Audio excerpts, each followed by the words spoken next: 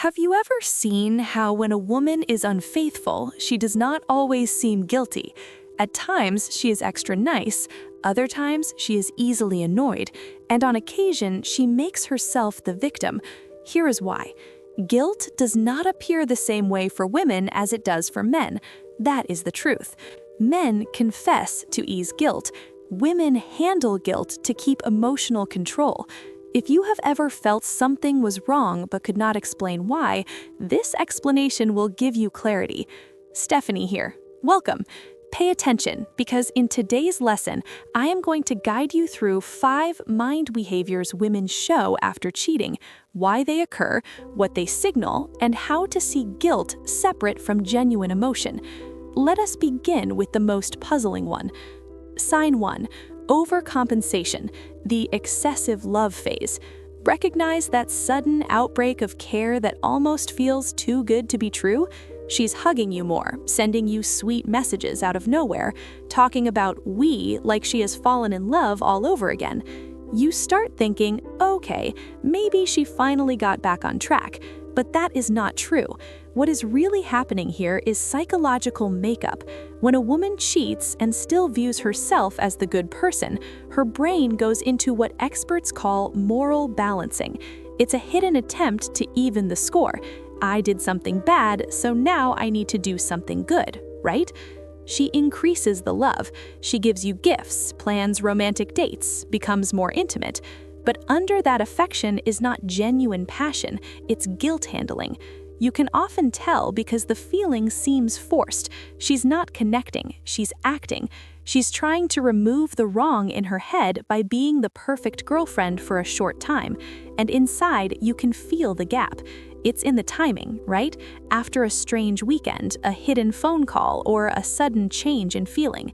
It's in how she compliments you, more like comfort than real praise.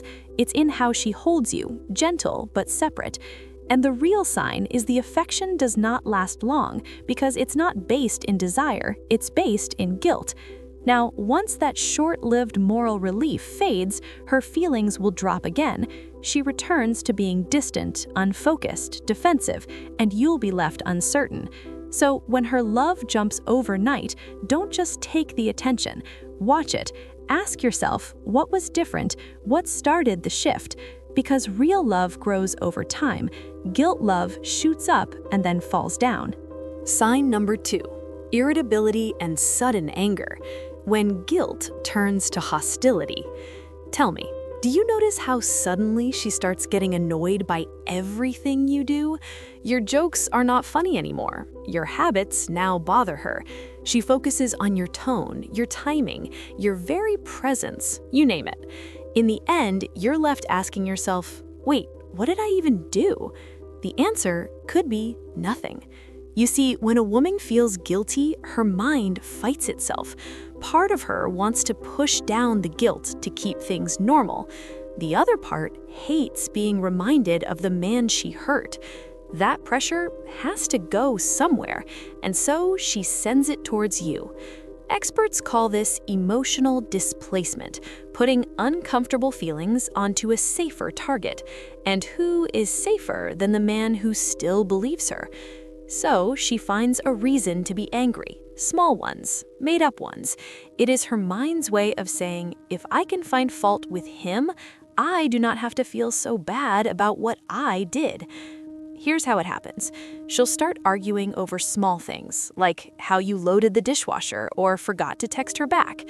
She'll act distant, but when you ask if something is wrong, she'll snap back, why are you always jumping to conclusions? She may even blame you for the very thing she is doing, flirting, being secretive, acting strange. This is called emotional volatility. It's guilt that's changing into an excuse. If she can make you the problem, she doesn't have to face her own choices. And the biggest mistake is most men answer that anger with kind words, apologizing, fixing, being very careful, which only proves her new story right. Look, I'm not the bad one, he's just difficult. So, here's the clarity you need. When her irritability feels unreasonable and not connected to reality, don't try to create calm. Look for patterns. If every conversation always loops back to your flaws or your mistakes, you're not in a fight, you're in a guilt projection loop. Understand? So you need to distance yourself emotionally and just watch, because in guilt-driven anger, she's not trying to connect, she's just trying to get by. Sign 3, defensive overreaction. When simple questions cause big reactions, you ask a straight, calm question like, "Who were you texting?" or "Why didn't you answer last night?" And all at once, she is furious. Her tone gets sharp, her eyes move, and she answers with, "Why are you being so insecure? Don't you trust me?" Or the classic, "You're acting paranoid." If these seem familiar, understand that it is not normal communication. That is a fear-based defense answer. The thinking behind it is this. When someone holds guilt, their nervous system is already on edge. They are super aware that at any moment, the truth can be revealed. So even a simple curiosity will feel like an attack. It is not your question that is causing her reaction. It is her own mind. A woman who has done nothing wrong responds to questions calmly. A woman who is hiding reacts as if she is being attacked, because inside, she is fighting that secret panic. What does he know? How close is he to finding out? You see? This is where most men get tricked, because the more she reacts, the more you start doubting yourself. It is classic gaslighting. You think, maybe I am really overreacting.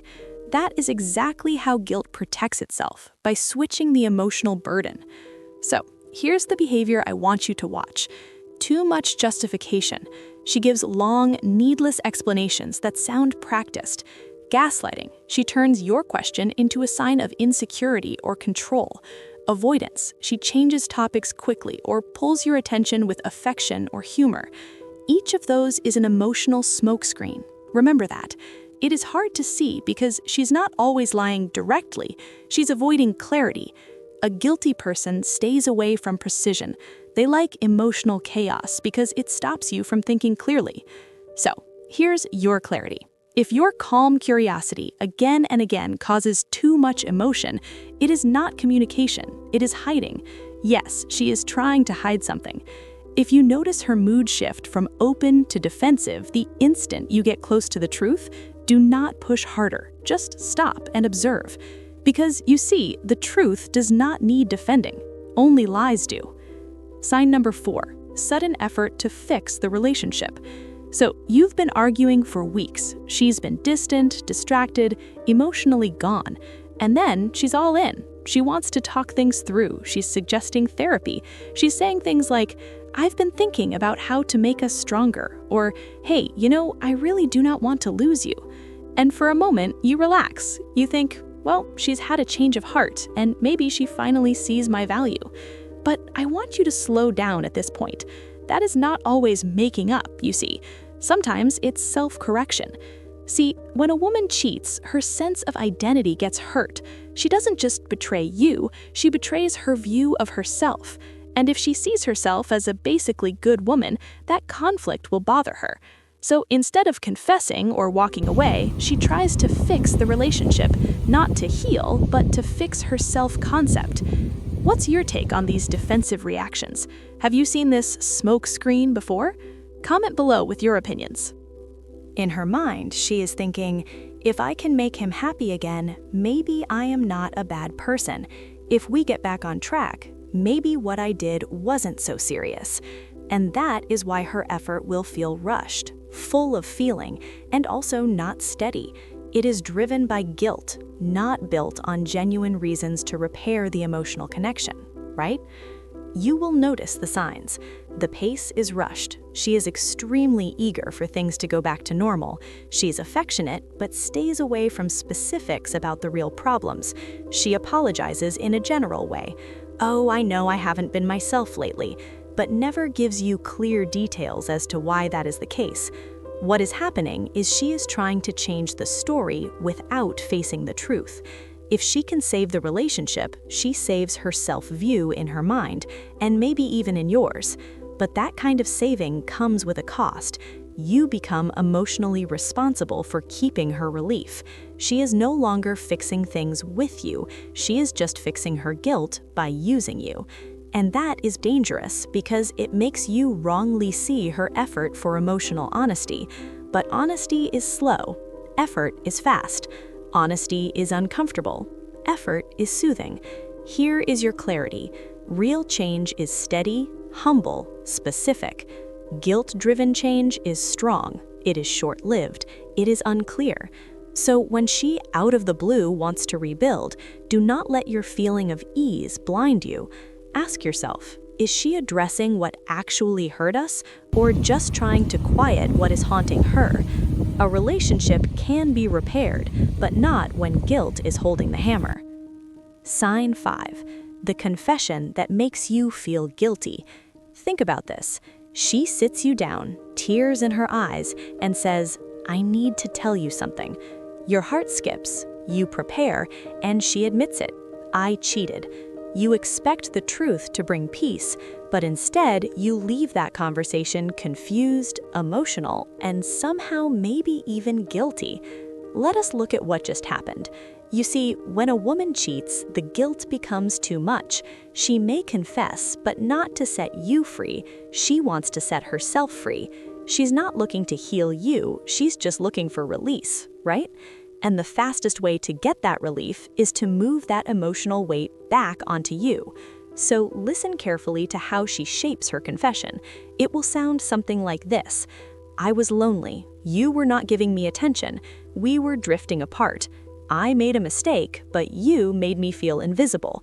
That's not accountability. That's an emotional flip. She's changing the power situation by mixing openness with blame, right? In the mind, it's a self-protective confession. Her brain is saying, if I explain the pain that led me to cheat, maybe I won't look like the bad guy. And it succeeds because you are concerned.